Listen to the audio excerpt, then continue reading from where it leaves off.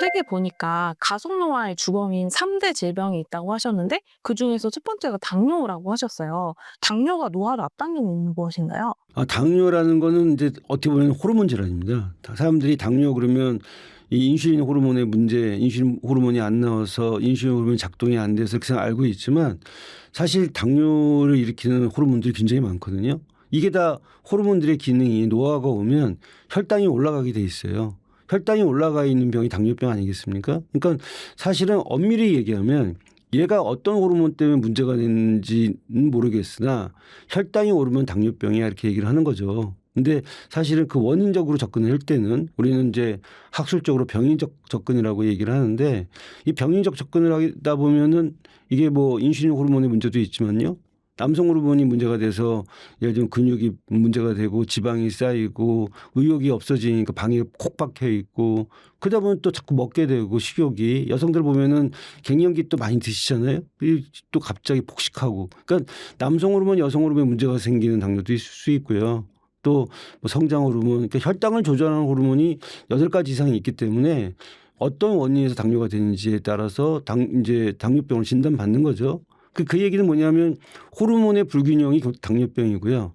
또 재밌는 거는 당뇨병이 되면 또 이런 호르몬들이 또 다 균형이 깨집니다. 그래서 호르몬의 불균형이 당뇨를 만들고 당뇨는 또 호르몬의 불균형을 만들고 그래서 사실은 저는 당뇨병은 호르몬 질환이고요. 그렇기 때문에 이 약을 먹거나 주사를 맞는 것도 있겠지만 이 생활 습관을 갖다가 교정해서 호르몬적인 접근으로 혈당을 우리가 바라봐야 된다라고 생각합니다.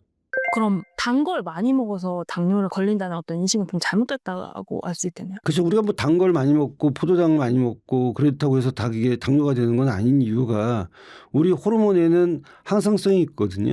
그래서 뭐 그런 것들이 들어오더라도 잘 처리하고 잘 대사를 하고 그러면 혈당이 오르지 않으니까 당뇨가 안 되는데 뭔지 모르지만 나사 하나 풀린 것처럼 근데 단 걸 많이 먹었는데 어떤 호르몬에 문제가 돼서 그 단 거가 계속 쌓이고 또 단 거의 문제점은 이게 이제 비만이 되는 거죠. 그래서 단 거 많이 먹으면 우리가 비만 돼서 요즘 혈당 다이어트 얘기 많이 하지 않습니까? 그렇게 되면 비만이 되면 또 인슐린 저항성이 생기고요. 그래서 당뇨가 되는 거지 사실 엄밀히 얘기하면 단 걸 먹는다고 당뇨가 되는 건 아닌데 단 거를 먹었을 때 우리 몸에 호르몬의 교란이 일어나고 그게 이제 계속 악순환을 하면서 결국은 혈당이 치솟는 게 그래서 당뇨가 되는 거죠. 책에 보니까 이제 인슐린이 고장 나는지 안 고장 나는지 신호를 미리 좀 체크해 볼 수 있는 자가 점검법이 나오더라고요. 그래서 당뇨 전 단계에 몸을 돌이키기 위해서 좀 알아둬야 될 당뇨가 오기 전에 몸에 나타난 신호들이 어떤 건지. 그래서 우리가 요즘 이제 혈당 스파이크 얘기를 많이 하잖아요. 이 당뇨병의 이제 자연적인 과정을 보면요. 일단 인슐린 저항성이라는 게 먼저 생깁니다. 인슐린 저항성이 먼저 생기면 이제 인슐린이 나와서 뒤처리를 해줘야 되는데 이 처리가 안 되니까 먹은 혈당이 올라가는 식후 혈당이 올라가는 단계가 되고요. 그러다가 이제 계속 이제 문제가 되면 인슐린 저항성과 함께 인슐린 분비가 떨어지는 단계에 이제 도달하게 되고요. 그렇게 되면 이제 공복 혈당이 올라가서 공복 혈당, 식후 혈당이 3개월 이상 빠지면 당할 색소가 또 이제 올라가는 그런 단계를 거치는 게 당뇨병의 이제 어떻게 보면은 자연적인 과정이라고 할 수 있거든요. 그러니까 지금 제일 중요한 거는요. 이 혈당 스파이크입니다. 요즘은 혈당을 다 재지 않고 또 눈으로 본다는 말도 하잖아요. 연속 혈당 측정기를 통해서. 근데 이제 그런 거를 봤을 때 혈당 스파이크가 횟수가 많다든지 밥 먹고 굉장히 그 높이하고 골이 깊다든지 이게 굉장히 롤러코스터를 타는 사람들은 이게 당뇨의 전 단계의 신호일 수 있는 거예요. 근데 나는 그런 혈당 측정기나 이런 뭐 자가 혈당 하지 않고 당뇨를 좀 미리 알 수 있는 전조 증상이 뭐가 있느냐? 굉장히 많아요. 애매합니다. 그래서 밥 먹었는데 막 식곤증처럼 졸리기도 하고요. 또 이제 아까 얘기했던 대로 이 당뇨의 자연 과정을 보면 인슐린이 올라갔다가 저항성이 생겨서 혈당이 올라가서 또 다시 인슐린이 더 많이 나와서 결국은 저혈당으로 이제 꿇어앉히는 그런 단계가 오게 되는데 그럴 때는 또 저혈당 증상이 나타날 수 있어요. 그래서 밥을 먹었는데 공복감이 오랫동안 지속된다든지 또 배가 고파서 또 먹고 헛헛하다든지 인슐린이 높게 좀 분비되어 있기 때문에 저항성 때문에 인슐린 분비가 높아지죠. 그러면 막 손이 떨리고 땀이 나고 이런 또 식은땀 나고 이런 것들이 다 이 어떻게 보면은 당뇨병의 이제 전조 증상 이런 거 인슐린의 호르몬의 문제가 있는 거라고 볼 수 있는 거고요. 이제 눈으로 보이는 증후 같은 것들이 있거든요. 근데 그런 것들은 뭐가 있냐면 보통 당뇨병 전 단계에서부터도 피부가 건조해지거나 땀이 안 나거나 그다음에 이제 침이 잘 안 나와서 입이 마르거나 이런 것들도 당뇨병 그러니까 인슐린 호르몬의 분비에 어떻게 보면은 전조 증상일 수가 있고요. 아주 특징적으로 이 겨드랑이나 이런 쪽 목 뒤쪽에 까맣게 이제 색소가 집착되는 경우가 있어요. 그래서 그런 거가 생기면 우리가 이제 그런 것들을 당뇨에 어떻게 보면은 지금 인슐린 호르몬이 뭔가 조금씩 나사가 풀리고 있구나. 고장이 나고 있구나. 이렇게 판단을 하게 되는 거죠. 네, 그래서 우리가 조금 어려운 말로 이 겨드랑이나 이 목 뒤에 이런 데 이제 뭐 까맣게 되는 거를 흑색 극세포종이라고 얘기하거든요. 그래서 이런 흑색 극세포종의 증상이 보인다면 내가 지금 인슐린 호르몬이 좀 문제가 되고 있는 거 아닌가라고 생각해 볼 수 있겠죠. 책에 되게 새로웠던 내용 중에 하나가 뇌가 당뇨를 앓을 수 있다고 써주셨는데, 뇌가 당뇨를 앓는다는 게 어떤 건지, 어떤 증상들이 있는지 궁금해요. 그러니까 우리가 이제 인슐린이라는 것은 그냥 당뇨만 생각하고 인슐린은 혈당만 생각하는데요. 사실 인슐린이 작용하는 곳은 간에도 작용하고요. 근육에도 작용하고요. 심지어 뇌까지도 작용을 합니다. 처음에 뇌에서 인슐린이 발견됐을 때 의학자들은 깜짝 놀랐죠. 아니, 뇌가 왜 인슐린이 필요한 거지? 그래서 알고 봤더니 인슐린 호르몬은 실제적으로 여러 가지 다른 작용도 하고 있습니다. 인슐린 호르몬이 식욕을 올리기도 하고요. 인슐린 호르몬이 또 혈관을 청소하기도 하고요. 단지 혈당만 떨어뜨리는 호르몬이 아니거든요. 근데 뇌에서 나오는 인슐린이 뭘까? 이제 봤더니 그게 아밀로이드의 생성이나 분해를 갖다가 이제 영향을 미치는 걸로 되어 있거든요. 베타 아밀로이드라고 있잖아요. 치매에 관련된. 그래서 이제 우리가 제3의 당뇨병이라고 새롭게 이름을 붙인 거죠. 그래서 이거는 인슐린과 관계된 질환, 당뇨병은 당뇨병인데 혈당도 오르면서 이게 보면은 베타 아밀로이드가 또 췌장에 또 공격을 하면 또 인슐린이 또 분비가 안 돼서 혈당도 오르고 뇌에는 또 치매가 오고 그래서 이 치매가 당뇨의 또 하나의 합병증이다 이렇게 얘기하기도 하거든요. 그래서 제1의 당뇨병은 인슐린 분비가 안 되는 당뇨병. 제2의 당뇨병은 분비는 되지만 저항성이 높아서 생긴 당뇨병. 제3의 당뇨병은 치매가 같이 온 당뇨병. 이렇게 우리가 쉽게 분류할 수 있겠습니다. 그렇다면 당뇨 예방에서 가장 중요한 것 중에 하나가 식습관일 것 같은데, 당뇨를 막고 호르몬을 관리하기 위해서 어떤 음식을 좀 위주로 섭취하는 게 좋을까요?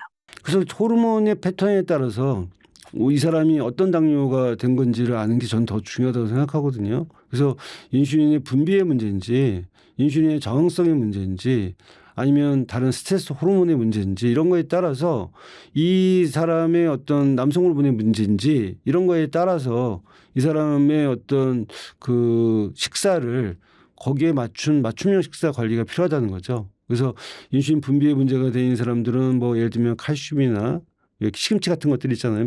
칼슘이 풍부한 음식을 드셔서 인슐린 분비를 좀 많이 나오게 한다든지 또 인슐린 저항성이 높은 분들은 포화지방이 많은 음식을 좀 적게 먹어서 인슐린 저항성을 좀 낮춘다든지 남성 호르몬에 문제가 있는 분들은 남성 호르몬을 좀 올릴 수 있는 식사를 한다든지 여성 호르몬에 문제가 있는 분들은 여성 호르몬의 기능을 좀 좋게 하는 식사를 한다든지 그래서 이게 물론 전반적인 식사의 원칙은 있어요. 뭐 식사의 정규성이라고 해서 하루에 3끼를 정확한 시간에 먹는 게 중요하다. 아침을 거르지 마라. 가급적이면 식사를 당 지수 측면에서 인슐린 입장에서는 거꾸로 식사법 얘기 많이 하잖아요. 거꾸로 식사법을 해라. 이제 이런 여러 가지도 있지만 또 한 가지 중요한 거는 이 당 지수 이런 것들은 일반적인 얘기고 조금 더 좀 차별적인 어떤 그 사람한테 맞는 특수한 상황의 식사법도 필요하지 않을까 생각을 합니다. 혈압이랑 당뇨랑 면역 관리를 위해서 책에서 멜라토닌이 되게 중요하다고 하셨는데, 그 이유가 뭔지 궁금합니다. 그 멜라토닌은 아주 강력한 항산화제입니다. 그리고 멜라토닌은 수면만 일으키는 게 아니라 피부의 색소 침착, 멜라닌 세포하고도 관련이 있어서 이름이 멜라토닌인데요. 결국은 피부 노화, 또 수면, 세 번째 멜라토닌의 중요한 점은 이제 대사에 관련돼서 혈당하고 혈압도 관련돼 있고요.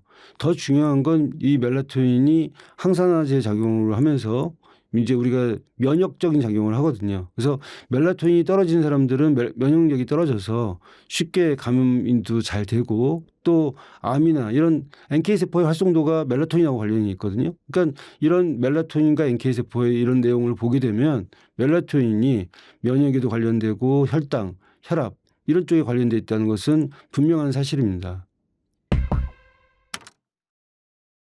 비타민 C보다 항산화 기능 10배가 높은 게 정말인가요?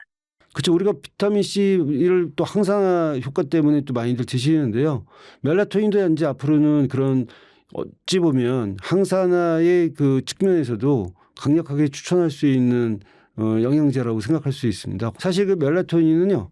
그 단핵세포, 그러니까 아메바나 유글레나나 식물도 다 멜라토닌이 있잖아요. 근데 왜 멜라토닌이 있는지 의학자들은 생각을 해봤는데 어떤 나쁜 세균, 바이러스가 자기를 공격할 때 그걸 갖다가 이제 예를 들면은 뒤처리할 수 있는 그게 이제 항산화제 역할을 멜라토닌이 한다는 거죠. 그래서 멜라토닌이 우리가 최초의 호르몬이라고 얘기하고 기본적인 호르몬이라고 얘기하는 게 이 멜라토닌이 단지 그냥 우리의 어떤 생명 주기를 잠깐 쉬어가게 해서 잠깐 잤다가 다시 또 이걸 갖다가 재개시키는 그런 어떤 우리 몸의 시계의 역할을 한다고 볼 수도 있지만 잠깐 이 생명 현상이 잠깐 휴식기에 들어갔을 때 진짜 엄청난 일들이 생기는 거거든요. 그때는 면역력이 올라가고 대사가 안정되고 이런 일들이 생기는 거죠. 그러니까 멜라토닌은 말하자면 우리 몸의 생체 리듬의 하나의 시계입니다. 그 시계가 잠깐 쉬었다 갔다가 또 잠깐 쉬었다 갔다 하고 그 쉬는 동안에 우리는 렘 수면, 비렘 수면을 통해서 충분히 심신의 스트레스를 풀고요. 잠깐 쉬는 동안에 새로운 세포가 재생이 돼서 면역력과 또 우리의 재생 같은 것들이 생기고요. 잠깐 쉬는 동안에 노폐물이 또 나가기 때문에 우리의 면역력과 대사는 더 좋아질 거고요. 나머지 뭐 이 멜라토닌이 뭐 피부에도 좋고 이런 것들은 부차적인 문제를 하더라도 이 멜라토닌 자체가 갖고 있는 이 수면의 효과는 결국은 면역이나 대사에도 영향을 미친다는 얘기가 되겠죠. 그럼 이게 당뇨의 해결에 도움이 되는 어떤 그 과정은 어떻게 되는 건가요? 그래서 만약에 멜라토닌이 좀 부족하게 되면 사실 멜라토닌의 직접적인 간접적인 영향이 있겠죠. 그래서 멜라토닌 그 자체가 혈당하고 혈압도 관련이 있기 때문에 당뇨에 관련이 있는 것은 분명한 사실이고요. 두 번째는 또 멜라토닌이 부족한 사람들은 스트레스가 많다는 거고 그런 분들은 잠을 늦게 잔다는 거고 그렇게 되면 또 야식도 하게 될 찬스도 많아지고 그래서 결국은 이 멜라토닌은 직접적으로 간접적으로 혈당을 특히 공복 혈당을 올릴 수 있는 호르몬이거든요. 그래서 만약에 멜라토닌의 문제 때문에 공복 혈당이 올라갔다든지 문제가 되는 사람들은 뭐 멜라토닌을 갖다가 잘 안정화시킬 수 있는 루틴을 만들어야 되겠죠. 멜라토닌 영양제도 요즘 되게 많은데 이런 영양제 형태로 먹는 것도 도움이 될까요? 글쎄 이건 좀 호르몬이라는 게 굉장히 추상적이어서 사실 뭐 호르몬이라는 게 내가 무엇을 보고 무엇을 먹고 뭘 느끼냐 아니면 온도 뭐 색깔 이런 것들에 따라서 호르몬이 막 분비가 달라지지 않습니까? 그래서 봄이 되면 여성들이 설레고 가을이 되면 남성들이 우울감이 빠지게 되고 그런 어떤 만추나 아니면 새봄의 어떤 꽃들 봄꽃들이 피고 이런 것들이 다 호르몬 분비에 영향을 미치기 때문에 뭐라고 단언해서 말씀드릴 수는 없습니다만 우리가 이제 식물성 멜라토닌이라는 것은 멜라토닌을 분비하는 역할을 한다고 쳤을 때 어떤 사람은 그게 분비가 돼서 효과를 보는 사람도 있고요. 그렇지 않은 사람도 있습니다. 그래서 분비되는 사람한테 효과가 없다고 말할 수는 없지만 보통 우리가 약이라고 하는 거는 전문의 약품이라는 거는 10명 중에 9명이 효과가 있고 1명이 효과가 없을 때 약이라고 인정을 하는 거라서 사실 그거에 대해서는 조금 우리가 신중하게 판단을 해야 될 것 같습니다. 책에서도 말씀하셨지만 국민의 45%가 종합 비타민 등의 이제 보충제나 영양제를 지금 먹고 있는 상황인데 이런 것들이 호르몬 관리에는 도움이 된다고 그러면 할 수 있을까요? 그렇죠. 근데 비타민하고 호르몬은 차이가 많습니다. 비타민은 내가 만들 수 없기 때문에 섭취를 해야 되는 거고요. 호르몬은 실제적으로 비타민과 달리 우리가 얘기하는 그 호르몬들은 다 내가 만들어낼 수 있는 거예요. 과거에 왕년에 내가 다 만들었던 호르몬이 지금 이제 제대로 분비가 안 돼서 지금 문제가 되는 거거든요. 그래서 그 기억을 되살려서 여러분들이 생활 습관을 본궤도에 올려놓으면 이 호르몬은 제대로 작동을 할 거고요. 그리고 또 비타민의 문제에 대해서는 못 만드니까 섭취하는 건 당연하지만 사실 우리가 먹는 많은 식품들 이런 것들에는 천연 비타민들이 많거든요. 그래서 비타민도 지금 너무 많이 드시는데 거기에 대한 변명은 비타민 못 만드니까 먹어야 된다면서라고 얘기하지만 어떤 경우에 정말 비타민이 부족하지 않은데도 먹는 그 비타민을 먹는 경우가 많아요. 대표적으로 비타민 D 같은 경우가 그런데요. 예를 들면 비타민 D 같은 경우는 햇볕만 쬐도 20분, 30분 째면 800에서 1000IU 정도의 비타민 D가 만들어지는데 그렇다면 우리가 800에서 1000IU 정도의 비타민 D를 먹을 필요는 없다는 거지 않습니까? 근데도 불구하고 사람들은 2000단위, 3000단위, 5000단위 이렇게 먹는단 말이죠. 그러니까 결국 제가 말씀드리고 싶은 것은 비타민이 부족하면 만들 수 없으니까 섭취해야 된다. 그렇지만 정말 섭취하기 전에 내가 그 어떤 특정 비타민의 결핍이 있는가 없는가를 먼저 따져보고 결핍이 있다면 어느 정도를 섭취해야 되는지 이게 남용하든지 아니면 오용하든지 과용하면 안 된다. 그 호르몬의 원칙처럼 과유불구의 원칙을 지키라는 거고요. 두 번째 호르몬 측면에서 갈 때는 호르몬이 부족하면 역시 이런 경우에는 뭐 주사를 맞거나 약을 먹어야 되겠지만 호르몬은 비타민과 달리 우리가 스스로 분비할 수 있는 생체 내 정보 화학물질이기 때문에 내가 어떤 호르몬이 부족한지 일단 판단하는 게 중요하고요. 그 호르몬이 부족한 거를 어떻게 채울 것인가 그 정도를 좀 따져봐야 되겠죠. 아주 심하게 결핍돼 있거나 문제가 생기면 약이나 주사 같은 의학적 치료를 해야 되지만 대개 우리가 일상적으로 좀 문제될 수 있는 정도의 결핍이라면 성장 호르몬이든 아니면 인슐린이든 충분히 내가 그걸 갖다가 잘 나올 수 있게끔 하는 생활 습관의 루틴을 갖는 게 제일 중요할 것 같습니다.